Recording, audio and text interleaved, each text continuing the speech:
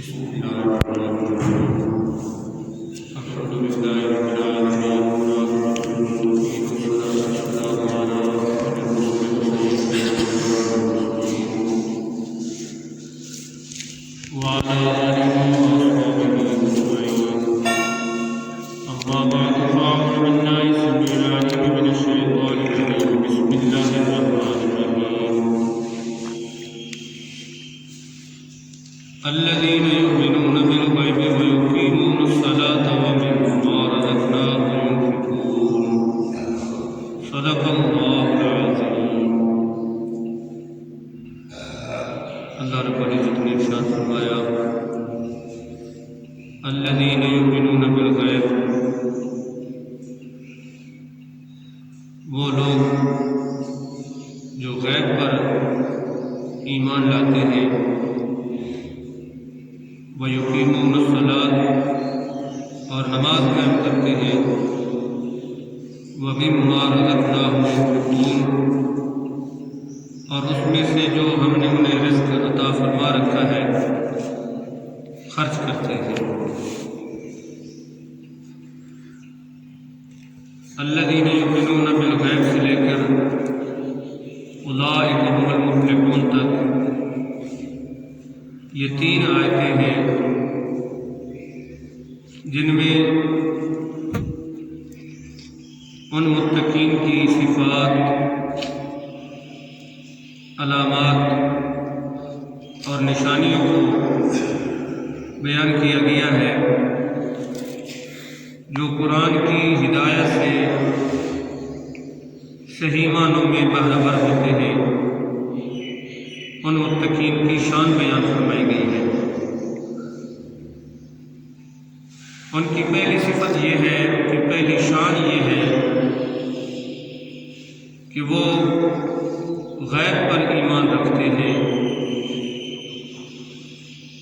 یعنی بغیر دیکھے وہ ایمان لاتے ہیں، اور ان چیزوں پر جو نگاہوں سے پوشیدہ ہیں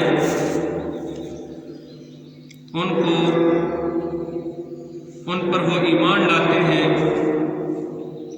جنہیں نبی کریم علیہ السلام نے بیان فرمایا، یعنی بعث بعد الموت، مرنے کے بعد پھر زندہ ہونا، قیامت، دوزخ، جنت، فرشتے اور خود اللہ رب العزت کی ذات، یہ وہ تمام چیزیں ہیں جن پر اللہ والے جو ہیں بغیر دیکھے ایمان لاتے ہیں۔ تو یہ ان کی شان ہے کہ وہ بغیر دیکھے ان پر ایمان رکھتے ہیں۔ ایمان کسے کہتے ہیں؟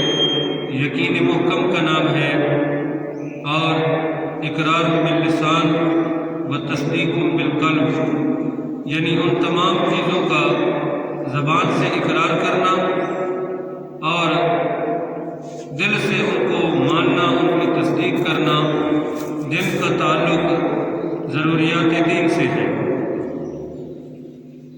اگر کسی بھی ضرورت دینی کا انکار کیا جائے تو یہ کفر بنتا ہے۔ تمام ضروریات دین کو ماننا، زبان سے ان کا اقرار کرنا اور دل سے ان کو تسلیم کرنا، یہ ایمان کہلاتا ہے۔ اور غیب ہر وہ چیز ہے جو حواس خمسہ کی رسائی سے بلند اور عقل کی سمجھ سے بالا تر ہو۔ جس طرح میں نے عرض کیا، فرشتے ہیں، جنت ہے، دوزخ ہے، اور خود ذات باری تعالیٰ، تو یہ عقل کی سمجھ سے بالا تر اور حواس ان کے ادراک سے قاصر ہیں۔ تو یہ سب چیزیں غیب ہیں، اور متقی مومن پرہیزگار کی یہ نشانی ہے، یہ علامت ہے کہ وہ ان چیزوں پر ایمان رکھتے ہیں۔ الذین یؤمنون بالغیب، یہ وہ لوگ ہیں جو غیب پر ایمان لاتے ہیں، ویقیمون الصلاۃ، اور نماز قائم کرتے ہیں۔ یہ نہیں فرمایا گیا کہ نماز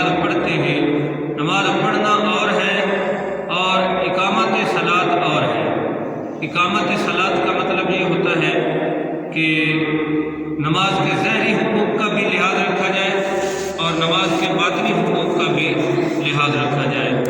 نماز کے ظاہری حقوق کیا ہے کہ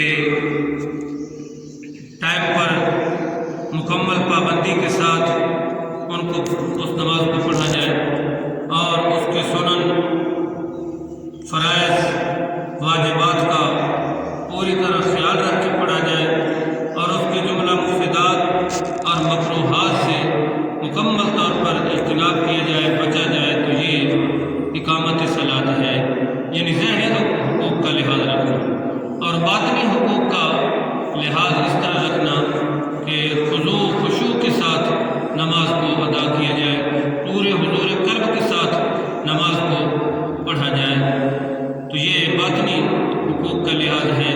اور احسان کی اس کیفیت کے ساتھ نماز کو ادا کیا جائے کہ گویا کہ پڑھنے والا یوں سمجھے کہ میں اپنے رب کو دیکھ رہا کأنک تراہ، تو اس طرح نماز ادا کر گویا کہ تو اپنے رب کی ذات کو دیکھ رہا ہے، اور اگر تو اس سٹیج پر نہیں، اس منزل پر نہیں پہنچ سکا تو پھر کم از کم تیرے دل میں نماز پڑھتے ہوئے یہ خیال ہونا چاہیے کہ میں تو اسے نہیں دیکھ رہا لیکن وہ تو مجھے دیکھ رہا ہے، فإنہ یراک، وہ تجھے دیکھ رہا ہے۔